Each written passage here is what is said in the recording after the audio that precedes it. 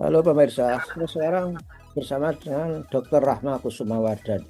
Beliau adalah ahli gizi klinik dari Rumah Sakit Jogja International Hospital dan juga dari Rumah Sakit RSA, Rumah Sakit Akademik Universitas Gadjah Mada. Nah, kalau saudara punya masalah-masalah terkait dengan nutrisi, dengan gizi, dengan asupan makanan dalam diri Anda karena Anda memiliki beberapa atau bahkan Anda memiliki penyakit tertentu, silakan berkonsultasi kepada beliau. Ini ahlinya. Jadi bukan sekedar ahli nutrisi, memang dokter ahli gizi klinik itu artinya beliau bisa membuat diagnosa dan mengobati masalah Anda. Dan tentu saja ini berada di episode 34. Jangan lupa klik subscribe supaya konten ini bisa dinikmati oleh banyak orang yang memerlukan. Jangan lupa, saudara, bahwa channel ini adalah merupakan channel untuk berbagi pengetahuan dan belajar sepanjang hayat. Juga channel untuk amar ma'ruf media sosial. Nah, kita sapa dulu. Dan tentu saja kalau sebelumnya kalau video ini sampai ke gadget Anda, ini adalah berkat editor channel kita, Mas Heri Teguh Wiono MPD. Nah, Assalamualaikum warahmatullahi wabarakatuh, Dok. Waalaikumsalam warahmatullahi wabarakatuh, Prof. Ya, apa kabar, Dok? Baik-baik ya. Alhamdulillah sehat-sehat, Prof. Ya, ya, Dok, kita eh, di episode 34 ini akan menjelaskan kepada para pemirsa, baik yang sehat maupun yang sedang sakit, mengenai bagaimana suplemen yang berasal dari non obat, dari herbal misalnya saja. Gimana, Dok? Baik, terima kasih, Prof. Ya, betul. Di episode sebelumnya kita sudah membahas tentang manfaat, tentang berbagai jenis suplemen. Nah, kali ini kita akan membahas tentang suplementasi yang berasal dari bahan alami ya. Kan jadi kalau suplementasi itu ada yang sifatnya dari sintetik, ada yang kemudian dari bahan alami. Bahan alami ini seperti misalnya bisa dari tumbuh-tumbuhan atau hewan pun juga bisa ya, Prof ya. Ya, Nah, ya. sebetulnya suplementasi yang sifatnya dari tumbuhan atau hewan ini mungkin ya belum bisa dikatakan sebagai obat ya, tapi lebih sebagai ke herbal ya, mungkin masuknya jamu gitu seperti itu kalau di Indonesia. Nah, sebetulnya ada banyak sekali eh, apa namanya suplemen-suplemen yang berasal dari herbal, tapi nanti yang saya bahas mungkin yang cukup dikenal oleh pemirsa, yang cukup dikenal oleh masyarakat. Jadi yang pertama ada yang namanya ginkgo biloba, Prof. Hmm, Mungkin sudah sering familiar mendengar suplemen dengan kandungan ginkgo biloba. Jadi ginkgo ini dia merupakan daun yang berasal dari Cina, ya, ya. ya. Nah, dia mempunyai efek antioksidan sebetulnya memang dengan kandungan flavonoid, polifenol, terpenoid, seperti itu ya jenis-jenis dari antioksidan yang ada di dalamnya. Nah, Hmm. disinyalir, diperkirakan bahwa ginkgo biloba ini memiliki efek untuk membantu memperbaiki gangguan kognitif, Hmm. membantu memperbaiki demensia atau gangguan ingatan, Prof. Ya, Wah, segera beli, Dok. Saya akan segera beli itu. oh ya, nggih, Prof. Nah, gimana kok bisa ginkgo biloba ini kok bisa apa namanya membuat daya ingat jadi lebih baik, orang-orang yang mengalami gangguan kognitif juga jadi lebih baik. Eh, Diperkirakan dia bekerja di jalur saraf dan untuk memperbaiki struktur otak. Hmm. Kemudian dia juga punya fungsi sebagai neuroprotektan, jadi melindungi sel-sel saraf kita dari radikal bebas. Hmm. Nah, tapi ternyata Prof, sampai saat ini, sejauh yang saya baca, manfaat ini di manusia belum sepenuhnya terbukti. Hmm. Ya. Jadi kalau untuk penelitian-penelitian yang sudah ada, itu sifatnya baru uji coba di hewan dan Hmm. belum dikonklusikan atau belum disimpulkan bahwa memang betul-betul memberikan manfaat, Hmm. memberikan dampak positif pada masalah gangguan kognitif atau masalah mengembalikan kemampuan untuk mengingat menjadi lebih baik. Seperti itu, Prof. Ya, ya. Dari FDA sendiri, jadi dari apa istilahnya, dari BPOM-nya Amerika gitulah ya, Oh, itu juga masih belum memasukkan bahan ginkgo biloba ini ke dalam listnya mereka, karena itu tadi untuk penelitian yang menunjukkan secara sahih bahwa ekstrak ini memang betul memberikan manfaat itu belum ada. Begitu, Prof. Itu ya, yang untuk ya, ginkgo biloba. Jadi boleh nggak kalau minum tetap minum gitu, Dok, gitu. Ya, tetap boleh, tidak apa-apa. Istilahnya kita ambil dari sifat antioksidannya. Tapi kalau kemudian misalnya mahasiswa, oh berharap waktu ujian nanti daya ingatnya jadi kuat, kemudian minum ginkgo biloba seperti ini gitu ya, Prof ya. Nah, ya, mohon maaf, mungkin sepertinya belum terbukti seperti itu ya, Prof. ya. Ya, mudah-mudahan kalau saya minum, walaupun belum terbukti, itu kan Iya, masalah Prof. waktu untuk membuktikan ya. Nah, mudah-mudahan kalau kita Oke. percaya, itu manjur betul dok, itu yang secara Wah, siap, Prof. Boleh, boleh. Oke. Ya, tapi itu tadi. Jadi bukan berarti kemudian ginkgo biloba atau suplemen yang mengandung ginkgo biloba ini merupakan apa suatu produk yang salah atau jelek, tidak. Dia tetap memberikan manfaat, hanya saja memang belum secara ilmiahnya masih belum terbukti secara 100%. Seperti tapi itu ya, sudah Prof ya. dok, tapi sudah bisa Hmm? dibeli ya dok gitu. Jangan menyebut merek ya. Jadi sudah bisa Oh, dibeli. nggih, saya rasa sekarang sudah banyak sekali ya, Prof ya, suplemen-suplemen yang ada mengandung ginkgo biloba ini. Nah, itu tadi saya rasa ketika kita tetap mengambil manfaat untuk efek antioksidannya, sebagai anti radikal bebasnya, itu juga boleh, itu juga bagus sekali, tidak apa-apa. Ya, ya, oke. Nah, baik. Kemudian selain ginkgo biloba, kita juga sering sekali mendengar yang namanya ekstrak kurkuma, Prof, temulawak Ya, gitu ya, ya. ya, ya. Ya, betul. Kalau anak nggak mau makan, dikasih temulawak, kan kayak gitu. Dikasih kurkuma, sirup kurkuma untuk meningkatkan nafsu makan, Oh, ya, misalnya. ya. Nah, Bah- ya. Jadi, Bahkan ya. bahkan anak-anak juga dicekoki pakai gombal itu zaman dulu dok gitu. Oke, Jadi apa, Prof? diparut terus dikasih di kain yang baik terus dikecerkan di mulutnya itu loh Oh, caranya. gitu. Jadi diperes gitu, ya, Prof, Ya, nggih. Ah, sudah nggih. sudah kali ya itu kurkuma bukan kunyit dok atau ketemu lawan. Iya, Prof. Jadi ada dua, Prof. Kurkuma, ada satunya kurkuma, satunya turmeric itu ya, Prof Oh ya. ya itu merek. Ada yang kurkuma, ada turmeric. Mereka masih satu keluarga, masih satu family, tapi beda. Hmm. Nggih. Nah, kalau yang untuk kurkuma ini, dia memang sudah terbukti memiliki berbagai macam manfaat ya, Prof ya, Ya, ya, terutama sebagai istilahnya namanya anti-inflamasi atau anti peradangan. ya, Dia bermanfaat untuk menjaga kesehatan pembuluh darah kita, menjaga jangan sampai terjadi jaringan-jaringan mati atau jaringan rusak di dalam tubuh kita.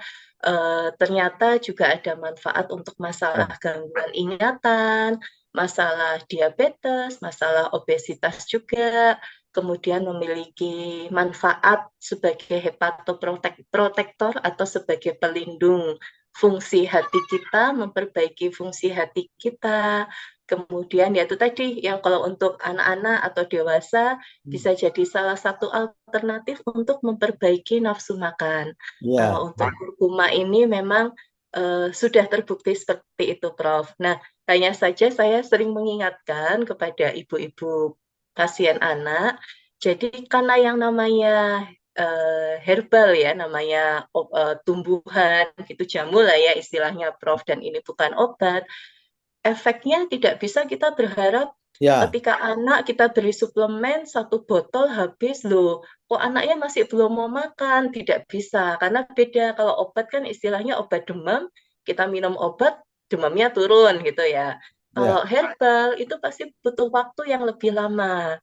Jadi jangan kemudian, oh sudah dikasih apa suplemen kurkuma, tapi terus anaknya masih nggak mau makan, kemudian sudah berhenti tidak diberikan, jangan. Jadi memang waktunya, waktu pemberiannya untuk mendapatkan efek atau hasil yang diinginkan itu lebih panjang, Prof, dibandingkan dengan kalau kita minum obat, Ya, gitu. ya.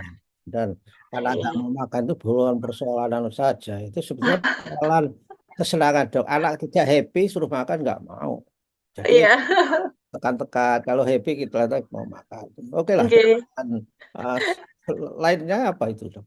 Baik, kemudian yang berikutnya yang saat ini juga cukup terkenal gitu ya di kalangan pasien dalam hal untuk membantu proses penyembuhan penyakit kita adalah ekstrak ikan gabus, Prof. Bukan Ya, gabus. ikan gabus, nggih. Ikan gabus ini mungkin Dok, kalau ada yang pernah melihat wujud ikannya, nggih, Prof? ya itu juga ada di pasar. Ekstrak ikan gabus itu dijual di mana-mana dok. Iya, nggih, betul, Prof.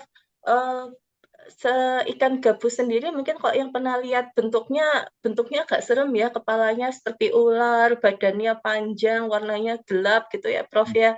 Nah, Ya. tapi ternyata ikan gabus ini dia memiliki kandungan vitamin, mineral, dan protein yang relatif lebih tinggi dibandingkan dengan jenis-jenis ikan yang lain, Prof.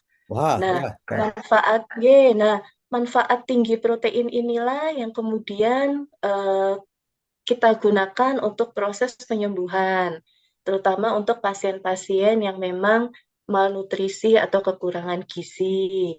Kemudian pasien-pasien pasca operasi atau harus menjalani apa namanya untuk penyembuhan luka gitu ya. Kalau diberikan ekstrak ikan gabus ini karena proteinnya tinggi, insya Allah nanti lukanya juga akan lebih cepat membaik. Oh, itu anu dok. Kemudian, Ya, itu berarti bagus itu untuk ibu-ibu yang suka melahirkan dengan sesar itu, dok. wah, enggak, Prof. Ya, pokoknya semua yang sifatnya ada perlukaan, ada tindakan yang perlu untuk mengeringkan luka. Nah, dengan konsumsi suplemen ikan gabus ini, hasil apa penyembuhan lukanya gitu ya, Prof ya, nanti juga insya Allah akan lebih bagus. Nah, tapi tidak melulu kemudian hanya dengan mengkonsumsi suplemen ya, Prof ya. Ya. Pastinya tetap konsumsi makanan yang lain, makanan utamanya, real food-nya itu nanti juga tetap harus dikonsumsi. Jangan hanya bergantung pada suplemen, karena seperti namanya, suplemen ya. Jadi dia hanya tambahan ketika memang intake kita atau makanan yang masuk ke dalam tubuh kita masih kurang. Biasanya kalau pasien-pasien gitu ya, Prof ya, mungkin baru selesai operasi atau pas masih lagi sakit, nafsu makannya masih menurun, makan belum enak, sehingga belum bisa makan banyak. Nah, Hmm. pemberian suplemen ini nanti bisa memberikan manfaat. Ya. Kemudian untuk ekstrak ikan gabus, ini dia juga salah satunya dia membantu memperbaiki eh, kadar atau level albumin di dalam tubuh kita, Prof. Hmm. Albumin ini merupakan sejenis protein yang ada di dalam tubuh kita yang fungsinya itu membantu untuk mengangkut zat-zat gizi dan juga sebagai alat transfer untuk obat yang masuk ke dalam tubuh, Prof. Ya. Jadi kalau kita misalnya dalam proses penyembuhan dari suatu penyakit mendapat terapi medis, dalam hal ini obat-obatan, tapi kadar albumin kita kurang. Nah, otomatis nanti kerja dari obat-obat ini pun juga tidak bisa maksimal Anu, dok, gitu, a- Prof. Mm-mm. apa betul albumin itu dihadapi oleh orang-orang yang penderita lupus itu, dok? Betul nggak? Baik, Prof. Ya, pada prinsipnya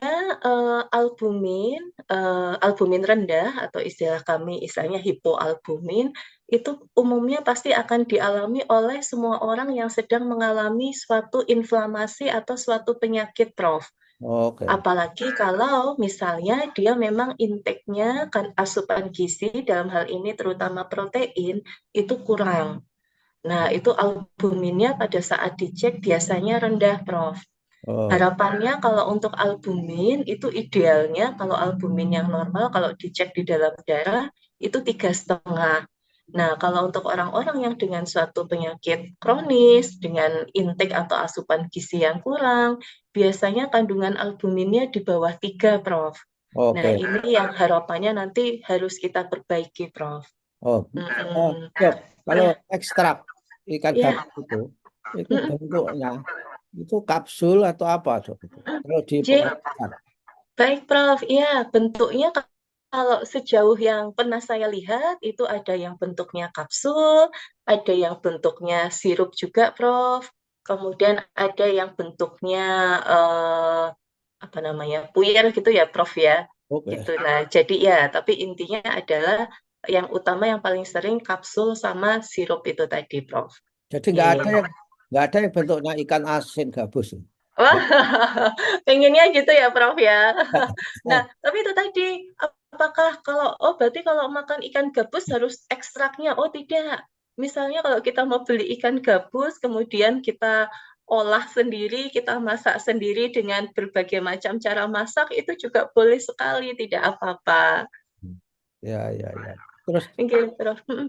jadi tapi masalahnya kan ekstrak itu kan kesannya itu adalah intinya dari Iya, betul. Istilahnya kalau ekstrak itu kan kalau kita makan biasa, misalnya ya Prof ya, kita harus makan 0,5 kilo gitu ya Prof ya, untuk mendapatkan manfaat yang sama dengan 1 kapsul gitu ya Prof ya. ya, Nah, seperti ya. itu. Nggih. Nah, jadi perbedaannya di situ. Kalau ekstrak kan memang dia sudah diolah sedemikian rupa sehingga dia bentuknya menjadi kapsul gitu ya Prof ya. Kita tinggal makan satu sudah langsung apa istilahnya memberikan manfaat untuk tubuh kita. Tapi kalau memang dalam pengolahan makanan sehari-hari itu pun juga tidak ada salahnya. Hanya saja memang kita harus konsumsi lebih banyak, begitu, Ya, Prof. oke. Mm-mm. Baiklah, Dok. Saya kira Ya, Prof. sudah banyak hal yang disampaikan. Mudah-mudahan yang mendengar melakukan, menirukan, dan nambahi suplemen supaya tetap sehat. Dan sekali lagi, kalau Anda punya persoalan diet, Anda harus berkonsultasi dengan Dr. Rahma Kusumawardhani. Terima kasih, Dok. Wassalamualaikum warahmatullahi wabarakatuh. Waalaikumsalam warahmatullahi wabarakatuh.